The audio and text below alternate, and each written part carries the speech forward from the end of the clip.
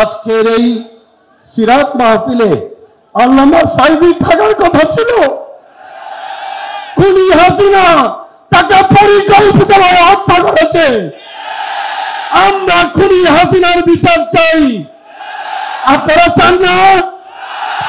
তাহলে আমরা অন্তর্বর্তীকালীন সরকারের কাছে আবেদন করছি, শেখ হাসিনাকে ভারত থেকে ধরে এনে এই ট্রাইব্যুনালে তার বিচার করে ফাঁসি দিতে হবে। তৃতীয় কথা, শেখ হাসিনা বলেছিল, শেখ হাসিনা চেয়েছিল বাংলাদেশ থেকে ইসলাম নির্মূল করতে, যার কারণে 2024 সালের 1 আগস্ট বাংলাদেশ জামাত ইসলামী এবং ইসলামী ছাত্র শিবিরকে তারা নিষিদ্ধ করেছিল। কিন্তু ওরা আমাদেরকে নিষিদ্ধ করে চেয়েছিল, আল্লাহ তাআলা ওদেরকে বাংলাদেশ থেকে নিষিদ্ধ করে দিয়েছেন। সুতরাং এটা পরিষ্কার, এই দেশে আর কিছু থাক না থাক, ইসলাম থাকবে ইনশাআল্লাহ। শেষ কথা, 17টি বছর বুক ভুলে বুকের সমস্ত শ্বাস দিয়ে স্লোগান দিতে পারিনি।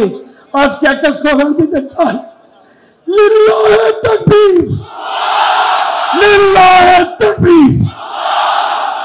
সিরাতুন নবী সাল্লাল্লাহু আলাইহি ওয়াসাল্লাম আয়োজন উপলক্ষে আজকের এই মহতী সমাবেশের সম্মানিত সভাপতি, সম্মানিত প্রধান অতিথি, আমন্ত্রিত অতিথিবৃন্দ এবং আমার সামনে দেশ প্রেমিক, ইসলাম প্রেমিক জনতা, আসসালামু আলাইকুম ওয়া রাহমাতুল্লাহি ওয়া বারাকাতুহু।